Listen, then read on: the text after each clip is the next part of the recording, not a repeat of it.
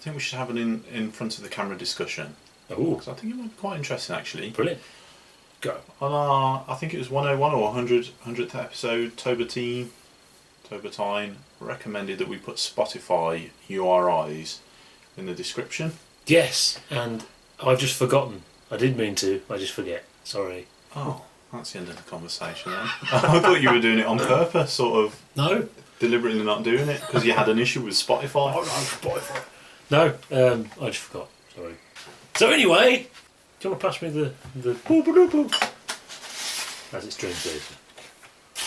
Because obviously, because it's Dream Theatre, you need some of this.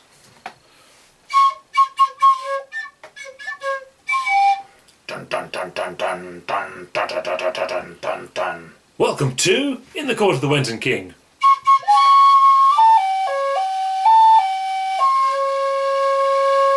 Today, we're going to be reviewing Dream Theatre. We're going to do 3 Dream Theatre albums, although there won't be a Dream Theatre album next week, which I'll explain later. They're going to be, they will be littered through their career, and thus don't expect the next album just because we're doing this one. So yeah, we are doing Images and Words. Images and Words. And look how profound it is with there's a bed and a heart with stuff. And so yeah, Dream Theatre, as you know. Well, it's Metallica and Yes, really, isn't it? That's what it is. And it's often, you can describe bands very quickly like that, but it's really, really apt for Dream Theatre. Yeah. That is literally what they're doing, and they're quite open about that. This isn't their first album. It isn't literally their first album. There is a Dream Theatre album from 1989 with a different singer. It's interesting how I don't think that Metallica-iness and Yes and Metallica-iness literally had quite manifested itself. It's there, but it's much more 80s typically. You've got sort of a much more Queensryche rush. Partially due to the vocals. The vocals are very different kind of vocalist. Decided that it wasn't suited to them. He was more sort of a Paul McCartney, Elton John kind of fan, but singing high, and that's difficult. So they got rid of him, and they had a whole period after that where they didn't tour or anything for this. It was a complete disaster, and they got such a sort of bitter taste of the industry, and that they were signed, but then the label didn't do anything, so it was a waste of time, And they tried loads of different singers. There's a couple of funny stories that they got this guy, and Mike Portnoy lent him a CD of Live After Death by Iron Maiden, which is, of course, features the original Scream for Me moment, which Bruce Dickinson does live. So Scream for Me Birmingham, and it's in Long Beach. So they do a gig, and this guy who's just been listening to Live After Death, he keeps shouting "Scream for Me Long Beach." That's in Long Island. It's very strange. Perhaps because it's Long Island, it's a Long Beach. It's amazing they kept going. So they were writing all this material, and consequently, this album is at least 2 albums worth of writing, which I think helped them tremendously. And they got a new singer, this operatic guy, James LeBrie. Lots of technique. It's something he developed over time. It's not something he did naturally. He learnt about operatic vocal technique and applied that to rock, which we'll talk about more as we go on, obviously. And here it is. Images and Words. Very quickly, I want to talk about the making of the album because, as people will know, there is a controversy surrounding the making of the album. The reason they were re-signed was because they were discovered by a certain Mr. Shulman from Gentle Giant, obviously, who by this time, of course, had many years of great success as a record company executive. So whereas, particularly at that time, this is early 90s, all those all those ponytailed idiots, and obviously aren't going to sign something like that because they've already got their plan. The next thing is grunge. And I don't think it's so much Mr. Shulman thinks that, because it was prog, he thought he'd better sign it to helping his own kind of thing. It was just a business opportunity, and he says, this music is not being released. There's a huge market of people out there for this music. Why is it not being signed? Why are these bands not being signed and sold? And he was right, obviously, because they became a worldwide thing very, very quickly at this point. It's still the 90s, of course, and so consequently they had a producer forced on them, and I can see the logic of why they chose this guy. He was like a poodle rock producer, but he's classically trained and whatever. So they thought, well, he'll have the know-how to deal with Dream Theater stuff. But there was a clash. Let's say there was a clash, and they didn't get on. I mean, my take on it is based on there was a thing with the keyboard player, Kevin Moore, where he was working out some keyboard voicings for some of the funky stuff, and this producer's take on it, I'm not going to say his name, was that he was doing it deliberately. He was deliberately making horrible chords to annoy him. But really, I don't think that's what was happening. They were finding their compositional feet, really. And you can hear that on the album, in the Siegs and modulation and stuff like that. They're still getting the hang of that kind of thing. It's not as smooth as they got it later on. But I think that guy, that shows really that he was a bit intimidated. I think what it is, he's someone who's he's got a music degree, which, as we all know, doesn't mean all that much really, and was actually probably quite intimidated, but was a very sort of big-headed individual. That's what it sounds like, and he was just very difficult about everything, and ruined everything. The worst thing about this album is the sound of the drums. That's my problem with this album, the sound of the drums. The reason that the drums sound horrible is because they're done using triggers. So it's when the drum sounds, that's Mark Portnoy playing the drum, but it's not the sound of him playing the drum. And Mike Portnoy did not like that. He did not like that, and that's one of the reasons why the production is not great. It is mushy production, and particularly the sound of the drums is horrible. However, the songs are all classics. There isn't really any filler on there. I think because they took so long to make it, to write it. It's got a lot of different things on there, but there's no filler. They're all classics. They're all songs that have come back into the set over and over again. So yeah, it is a classic, but it's a shame it wasn't recorded differently. They did do Live at the Marquee. It's only an EP. It's only 6 tracks, but there was another 2 tracks from that bit available, which really showed off James LeBrie's voice. This is the best James LeBrie stuff you're going to get. Part of the reason for that is that the band are live, but he isn't. And he was a studio singer. And I think what people forget is, well, I'm sure one of the reasons they liked his voice is because he can do heavy. He had all this operatic range, but he could really be heavy and gritty about it. People forget that. So the title Images and Words sounds stupid in sixth form-y. I mean, obviously with a lot of prog bands, they tend to be quite well read, and often that can be reflected badly in the music sometimes. That's not the case with Dream Theater, I don't think. I mean, there's nothing wrong with the lyrics, I don't think there is. I don't really notice them, but there are some dodgy song titles which I think are quite funny. The first album, I've been listening to this, I wasn't really listening to that because I know it so well, but the first album,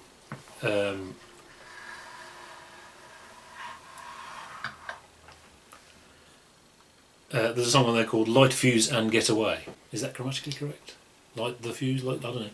And of course on the next album there's the immortal syntactic nightmare of lifting shadows off our dream. That sounds like a Noam Chomsky word scramble.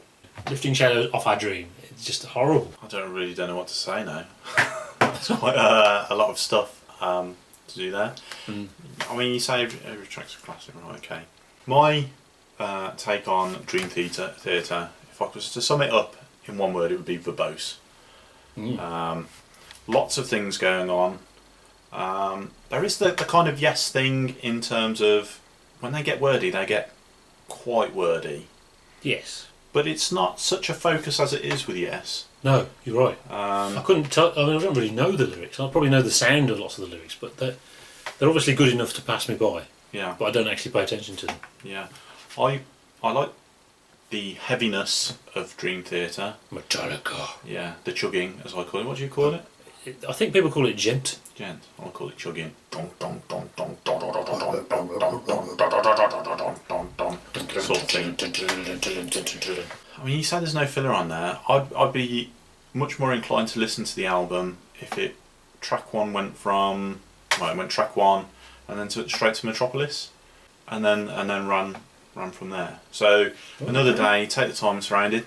All right, actually, they're all different though, aren't they? They're appealing to different. Definitely different. Is Pull Me Under supposed to finish like I heard it? Yeah. Well, my favourite bit of the song is the ending. Yeah, but then you've got this, And and then you've got Another Day, which which is completely different, but is completely different, and it's sort of. that's Another Day is the real vocal gymnastics. I mean, it's a shame it's so actually, produced. I got that. I just didn't like it. I just thought, oh, here we go. Yeah, I mean, actually, those three songs, those are the ones that don't really do that style anymore. They moved away from that. Yeah. They probably thought they were being commercial. I mean, this is the other thing. I mean, for me, prog. The definition of prog is to make good music, which is non-formulaic and, if possible, interesting. And the problem with that is there is an inherent problem with that. As soon as you've done an album, released an album, it has become a formula. So if you go on and do a similar album later on, you are no longer in prog territory. So prog bands are always trying to find something new, and it's very different. Yeah, very rarely is there. Dream Theater sounds like Dream Theater. Yeah, and it's sort of there is that sort of. I've listened to some of the later albums and stuff like that, and I can definitely tell this is Dream Theater. So the prog in the sense that they do lots of interesting timings and crazy mad epics, that kind of thing, but it doesn't feel like there's a progression there, progressive element of it. Yeah, I mean they changed a bit after this album. The next one, because they went heavier. This is quite a soft album for them. That's partially the production, and then they changed a bit for Scenes from Memory. That's it, really, and it still all sounds like Dream Theater. Yeah. I do think that there is a fundamental thing. If you take the Yes thing and you take the Metallica thing, the music becomes extremely dense. Mm-hmm. So it's not like Yes in that sense because it's got to be, and that's good. But I wouldn't only listen to that and nothing else. Again, and the problem with that, the verbose thing, it needs, in my mind, it needs distillation. It needs sort of really hammering down what it's because there is an emotive part to it, and that's what's coming through the singer. That's why they want his operatic voice. The melodies. He's injecting the emotion into the music, but it doesn't. I don't know. For some reason, it just doesn't come across. I look forward to the chugging. He's not a writer. I wasn't at this point. I think very much later on they were complaining he wasn't writing, but they hired him because he wasn't going to write originally. So yeah. But I think the melodic thing it very much comes from Yes. But I do think they've got their own melodic thing, which isn't like Yes. Maybe it's a combination of Queensryche and Rush and Yes or something. I don't know. But it's definitely the heavy and the melodic. When they're doing something good, they're very good at that. The other thing is Metropolis. It's structured like a two-sided album. I don't know. Would it come out on vinyl? I bet it wouldn't. It's 85 minutes long, isn't it? Or 84 minutes long. Oh, right, coming. Is it really that long? I think so, yeah. Goodness me. For me, it would make sense to open with Metropolis and finish with Wait for Sleep, Learning to Live. To me, that would make sense. And I think by this point, Metropolis was an old song. The previous singer had sung it, and all the others they were doing. So that would have been a nice structured album. Learning to Live might be my favourite Dream Theater song. There's much better albums later on, but that song for me I think is just a fantastic song. Love the melody, etc. And Wait for Sleep as well I really like. I've always thought that's the prologue to Learning to Live, and I love the sort of Killer Queen kind of vibe to it, but still sort of epic and Dream Theater-y. So I do really like that. But I think there's something for everyone. So some people would like Another Day. Take the Time is interesting because I do like on the early albums that there's still a New Yorkness. New York. Which obviously disappeared completely. By the time they got to Falling into Infinity, that was gone completely. So that's kind of nice. I've never been a massive fan of Take the Time, but I can see why a lot of people would really like it. They're all good songs. Yeah. Who's in the band? Who we talked about? We've talked about White Portnoy. We've talked. The keyboard player was Kevin Moore. It was the original keyboard player. I think he's your post Wakeman type player. Very, very, a lot of technique in there. It's very fluid. It's a very fluid style. He's noticeably different from Jordan Rudess and the other guy, Derek Sherinian. But I think the difference is, and people tend to be in one camp or the other with Jordan Rudess or this guy. He does all that stuff, but he's kind of somehow got kind of a singer-songwriter mentality in there. He writes as well. Remember, at this point, it was very much a democracy, whereas Jordan Rudess doesn't really have that. He has a proggy, musician-y, muso thing. So that's interesting. That's one of the reasons why there's such a difference, I think, between the two periods. John Petrucci became the main writer in the band, so I think he has some sort of raison d'etre to the band. I'm not a fan of John Petrucci as a player. I'm a fan of his writing. Obviously, he doesn't play with feeling and all that nonsense. So they only do fast stuff because they can't write songs. But they do write songs, they write melodies, they do all of that, and they write complex stuff as well. So, so as a writer, I'm a really big fan of John Petrucci. It's when they do cover versions, you see his limitations in that he's learned a technique. He's hugely influenced by Steve Morse and a couple of other people. But, Steve Morse's tone and feel is not there. What he's done is, he, just for precision's sake, if you like, removed everything else. So you listen to him playing Iron Maiden songs or something, it's really boring. But obviously, in the context of Dream Theater, that's what it is, and it's great, and it's his writing and all that stuff. And he remembers it all, somehow. Are we going to give this album eggs? I don't know. Well, I mean, it's got no filler. It's got quite a variation. When I first got the album, my sense was that Under a Glass Moon was the filler. And of course it's not, it's considered quite a classic. They've opened shows with it 15 years down the line. And it's really good, it's heavy and stuff, so everything on there is good. I don't like the production. My go-to for these songs is on there, and the other two tracks that aren't on there from that. So I think I'm going to give it 4 eggs because it loses a lot from the production. I think that producer guy is, an 80s guy. Yeah, I mean, I tend towards 4 eggs as well. But I think that's largely because I'm quite indifferent to it. I'm pretty indifferent to Dream Theater anyway. So that suggests to me that this album is a pretty good Dream Theater album. Because it doesn't, I'm not disappointed in it. It's pretty much what I would expect from a Dream Theater album. So does that really, 4 out of 6 is actually quite a good mark. It's well, they're all classics. 3/4, so isn't it? It's not like there's some horrible stuff on there. Yeah, we might need some finer granularity in the marking system, but I'll stick with 4 eggs. Yeah, well, that's the thing. I mean, everything gets 4 or 5 eggs, doesn't it? So, yeah. So anyway, that's Images and Words. It is a good album though, so it is good. But we're not going to do the songs. We've already done the songs. Actually, we've almost talked about all of them anyway. However, as you can guess, we quite enjoyed the 101 episode. So does Images and Words go into 101? I'd say no. No. However, we've also been listening to this week Let's Dance by David Bowie. To represent this, as I don't own the album, to represent Let's Dance by David Bowie, we're going to have The Dance of Death by Iron Maiden. Now this is in no way a reflection of this album particularly, it is just a representation of Let's Dance. So yeah, it's his sellout album. I mean, these sellout albums, often they can be very good, but it sort of destroys their muse, and that's kind of the story as it goes, because the next 2 Bowie albums are completely forgettable, hopeless rubbish. To be honest, I was very disappointed when I heard this album because I expected it to be really good. The kingpin of those albums is So, which is just a brilliant album. This isn't. To be honest, it's very 80s, and it's always telling the best songs on there that are pretty good, or very good, are the songs you know. So the more famous the song, the better song it is. And so Let's Dance, China Girl, the opening track, is kind of alright, but it's kind of, there's a doo-woppiness to it. So I think Cat People, it's so sparse and empty and nice production. It's good production. It's aged alright in terms of production, although it's obviously very, very 80s. Yeah, it shifted a few units though, didn't it? He deserved that because he had a terrible record deal problem in the 70s and lost all stuff, and then he had to carry on making albums for them. This was the point where he got free of them and got to make all the money. That's fair enough. It's a shame it's not a better album, and I expected it to be a better album. Yeah, they do tend to be quite good pop albums, don't they? The sellout albums. Yeah. Well, you know my view on Bowie. Yeah, you don't like him anyway. Yes. Actually, I mean, if you put the best of Bowie on the radio or something like that, you realise there are a lot of good Bowie songs that you enjoy listening to. The issue comes when you start listening to albums of his stuff. Very different experience. Yeah. Isn't it? It's if you're not into it, it's quite challenging, and I think this has given David Bowie a bit of an aura. This isn't challenging though, is it? That's its difference. This hasn't even got that.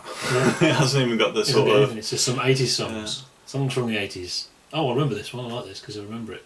I mean, his Berlin period, the Berlin trilogy, which we did. If you don't like it, at least you can spend time pontificating whether it is actually something interesting. Yeah. Well, you like Low, didn't you? You like Dodger a bit. This you don't even do that. It's just sort of, it's there, and yet he's got such tremendous. He's got this cachet of awesomeness. Cachet from it. And he had a whole really, I mean, you have to go all the way to Black. I mean, Scary Monsters, Black Tie, White Noise. That's a long time, really. I know there's Tin Machine, but everyone knows Tin Machine is rubbish, really. Nice concept, but the songs are crap. For that reason. I agree. But we won't be here next week on Friday. It is unavoidable. Sorry. However, on Monday, we are going to see King Crimson in your face. You're not going. We will be reviewing that, but unfortunately we can't do that this next Friday. It'll have to be the one after that. And then we will return for 2 more Dream Theater reviews. I hope you enjoy them. Remember, we're also doing the King Crimson reviews, and on Tuesday is In the Wake of the Poseidon. So enjoy that too. See you next time.